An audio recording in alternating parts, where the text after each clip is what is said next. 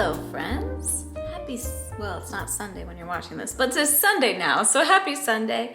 Today, I really was in the mood to sit down and do a chit chat video, which if you're an OG, I used to do tea talks. And I thought, perfect, let's open the advent calendar, brew a cup of tea, and sit down and chat. So let's do that. We're right here right now. We're gonna open the calendar.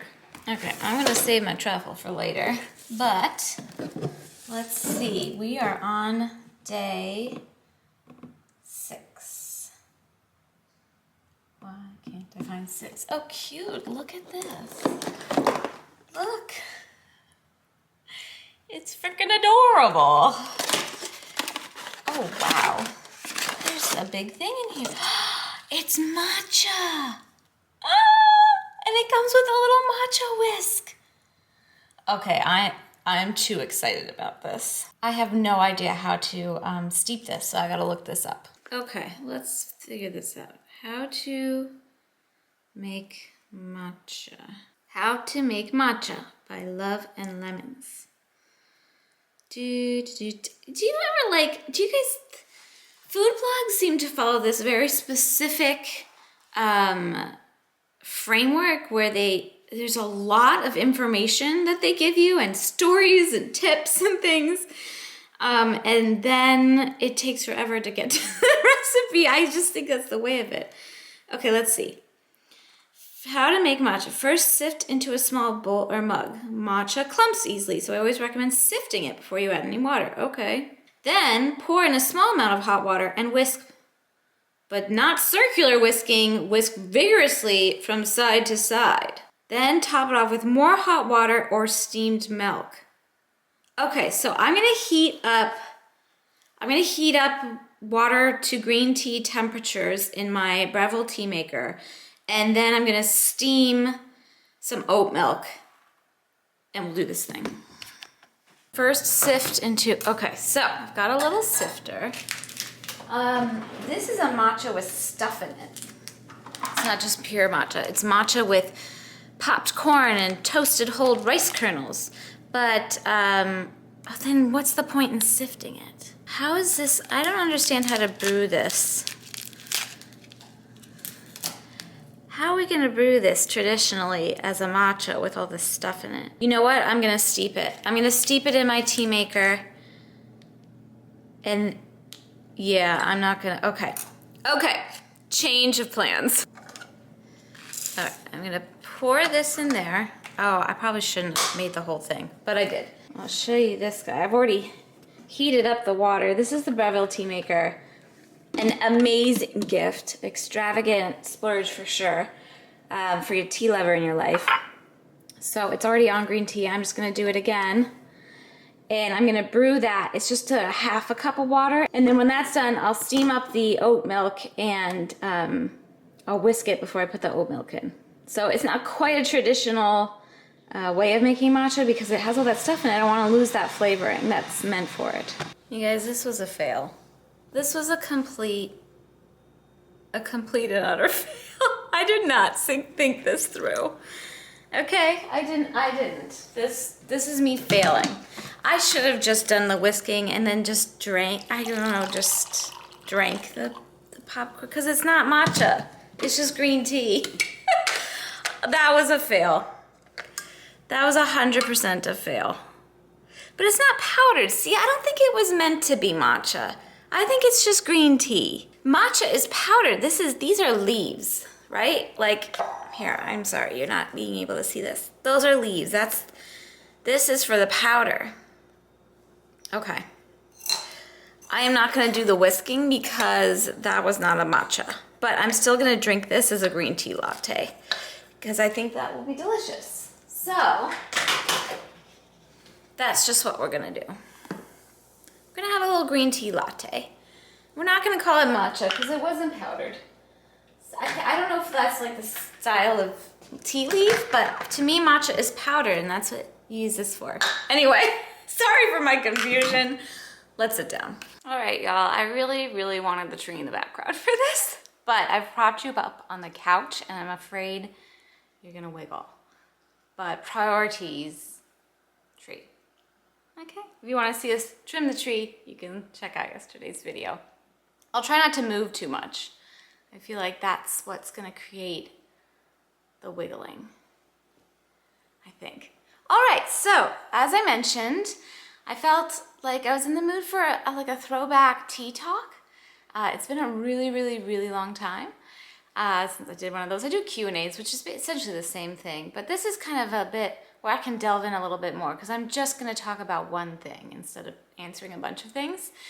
And so I reached out on Instagram, of course. That's where I ask all my questions. And I'm gonna have a sip of this tea, hold on. All right, the matcha experiment might have been a fail, but the tea latte is a win. That is so good. Okay. One of the things that popped up quite a bit were questions about dating. And this has actually been top of mind for me lately because I feel pretty gosh darn ready. I think I'm ready. So I'll just kind of catch you up to speed. I haven't been dating, but I did start dipping my very tiniest of toes into the water just a little bit by chatting with a couple of people. These are friends of friends, and it's all very new and different for me. And just like texting, not even like on the phone or FaceTime yet, but it's fun. It's fun and also extremely interesting to me because this is brand new territory for me. Little backstory. I had never like really dated in any sort of official way as an adult. I had my first boyfriend at the tender age of 14, and I had a slew of boyfriends up until about 16 when I had my first very serious boyfriend who was my first love. And I dated him until I was 19, and then I moved immediately into a relationship after that one ended with Don. So that was at 19. I'm now 37. So Don and I were in a relationship for 18 years. I'm not good at math. 17 years. 17 or 18 years. I don't know. Whatever. We split last fall. So whatever the math is, when I was 36, we split. So 36 minus 19. So 17 years. I think so. I'm really, really, really not doing myself any favors with my math skill showcase here. So yeah, I didn't date. I haven't dated. So it's kind of fun. The first time I started texting with somebody, I got these like kind of, actually, it's only been a couple of people, like I said. So it's just like, I feel kind of like a teenager again. Like I'm navigating something really new and exciting and unknown, and it's just fun. None of those chats have panned out into something. I mean, I have such limited experience right now, but from those couple of exchanges, it seems like I know within 2 conversations if we are a fit or not, and they haven't been fits. They've been perfectly lovely gentlemen, but they haven't been the right ones for me. But I mean, I'm not expecting to find Mr. Right on the first try. So that's been interesting. I don't really have a lot of other like links to single people at 37 as, you know, a divorced mom of 2 little ones. I feel like the dating pool within my circle, which is already very small, is extremely small. Most everybody I know, pretty much everybody I know, is married. And everybody they know is married. So I've kind of already exhausted my friends of friends connections, but that was a really good experience for me to just like kind of get over the hump of starting, right?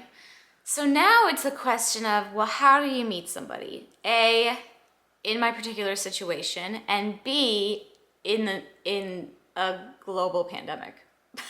Because that definitely does put a damper on things. I don't think I'm the kind of gal who like goes to a bar to meet guys. I'm not gonna say like that's not a thing to do. I think it's totally a thing to do. I just don't think it's my thing to do. But never say never. I don't know. So what people do nowadays, now that we're in the 21st century, is online dating. Is they go on the dating apps. I am extremely hesitant to use the dating apps for a number of reasons. First of all, I'm a little weirded out by the whole swiping thing. It just feels so fickle to me. I feel like you can't really know somebody until you talk to them. And I kind of want to talk to somebody and have them talk to me before they judge me based purely on looks. But I understand that we are visual creatures as humans, and attraction happens visually. A lot of it is visual. I don't think all of it is. I don't even think the main part of attraction for me is visual, although I'm sure it does play a part. To me, it's about energy matching and, certain morals and life goals and ways of being. I mean, there's certain things you need to align, but there's definitely, it's more interesting, I think, if people have other interests than you, then they bring, you bring different dynamics to each other. So that's the main reason I'm so hesitant. I guess I'm just like also a little nervous because it feels very vulnerable to put my dating profile out into the world when I'm so new at it. Do you know what I don't know.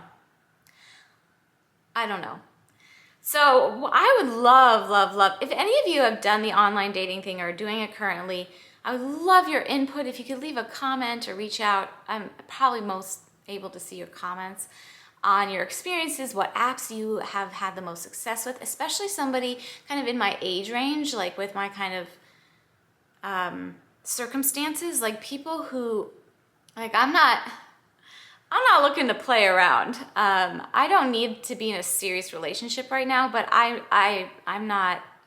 don't think Tinder's on my list. Let's just put it that way. I think there's some associations with Tinder. I'm just making a joke. I mean, I'm sure people have met people that they love and are married to or in a long committed relationship with through Tinder, but I know it has some associations with being more of like a booty call forum. I'm not really looking for that. I'm not looking to play around. I'd like to think that anybody that I do connect with could potentially be a long-term partner. Not that I need them to be a long-term partner right off the bat, but I want that to be on the table as a possibility. So yeah, if you have any suggestions, I would love it. So I guess that would be the next thing to do. I have a friend who recommended maybe working, if I'm not comfortable with the apps, using a matchmaking service.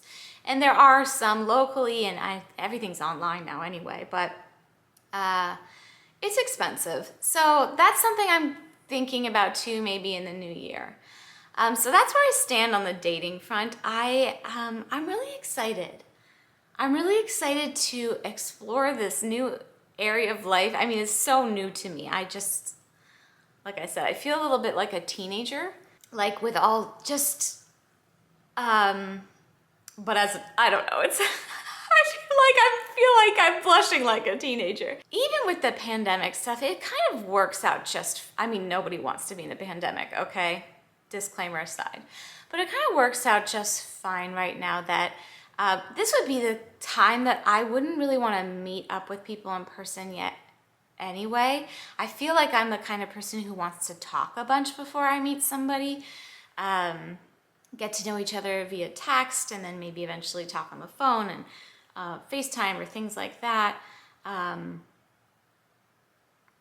don't know. I feel like that just makes more sense to me. But again, I don't know anything about dating. If you guys have any input on your dating experience, that would be great. So anyway, with the pandemic situation, it kind of works out that it almost gives me permission to be like, I just want to talk to people right now. I just want to chat, and then see if anything comes of it. But the question is, how do I find people to talk to? And I guess I have to do the apps thing. I don't know, man. I'm just so hesitant. I'm so hesitant. I also, Like if you want to take a class, if you guys want an e-course on how to take the worst selfies possible, I'm happy to offer that. Like I think I'm gonna have to take better pictures of myself somehow, or because I don't want pictures of my kids on these apps, right? No. So all of the pictures I have of myself that I like, I'm with my children. So I'm gonna have to find some pictures of myself that I like that I'm not with my children, which is usually difficult because I'm usually the one taking a picture in any situation, or it's with somebody. So I don't know, any tips and pointers you have on how to set up a dating profile, what kind of pictures to post, what kind of information to put. Like, I don't even know what information. Maybe after I set all this up, I'll walk you through my process and what I came to. I don't think I'm doing this like right now. I'm a little too busy to even work on this right now, but I'm getting closer to it. Because it's been fun talking to the couple of guys I've talked to. And I would like to talk to more people. And I know the only way I'm going to meet somebody is if I open myself up to that, like quite literally put myself out there. That's probably going to require some sort of dating app or shelling out the money for a matchmaking service. If you have any experience with that too, I'd love to hear. Let's have a chat in the comments about all of this. I've also seen this come up quite a bit, and I don't want to, I feel like I'm going to say the wrong thing. Like it's inevitable that I'm going to offend somebody or ruffle somebody's feathers here. But I get this question a lot. I just haven't felt like it's been something that needs to be addressed, but I get it so many times a day that I thought I'd just touch on it here. I'm asked about my sexual orientation all the time, and I've always been heterosexual. I don't really know where the questions have come up about that. People thinking maybe I've jumped ships. I've seen so many different analogies. I haven't. I don't like to rule anything out ever. Especially with love. Love works in mysterious ways. And who am I to know exactly how things will unfold in my future? Women are beautiful, magical, mystical creatures. Lovely, right? But there's really certain things, one in particular, that a woman just cannot provide that is very specific to a man. And I'm gonna let you connect those dots on your own. But I need that thing. So, yeah. And it has to be the real thing. It can't be like an imitation thing, if you catch my drift. This is getting a little awkward now. But anyway, I just wanted to address this because I get these questions all the time. And you guys, I hope then people asking me about it, it's because they see me as open and accepting of all orientations, of all sexual orientations, of all gender or non-gender or binary presentations, or whatever you choose to be, whatever you are, be it. I honor you. I honor who you are. I honor your choices, and I respect them. That's super important to me. Super important to me. But I am definitely heterosexual. So, like I said, I'm not gonna say absolutely never, but that would be a surprise to us all. Anyway, I hope you enjoyed chatting with me. That was a little awkward. This is kind of a fun chat though, talking about dating and all of that. I just wanted to sit down and chat with you today. If you guys grabbed a cup of something, I'd love to know what you're drinking. Do you have any tea advent calendars that you're going through? I'm wondering what the David's Tea advent calendar drink was today, or any of that. This is delightful, by the way. Not matcha, but it turned out great.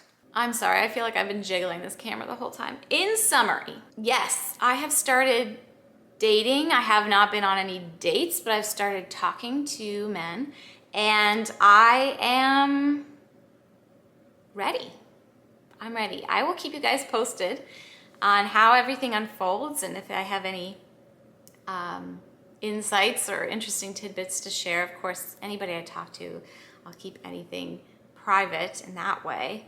Some things definitely need to stay private, and I am very protective of people in general. So yeah, probably not going to give you any sort of insights like that, but I can tell you about my experience from my end and all of that. But please help me out. Like, I need more information, especially on the dating apps, because I just feel so hesitant. But I hope you all are well. Thank you for watching. Thank you for hanging out with me today. And I will see you guys tomorrow. Take very good care.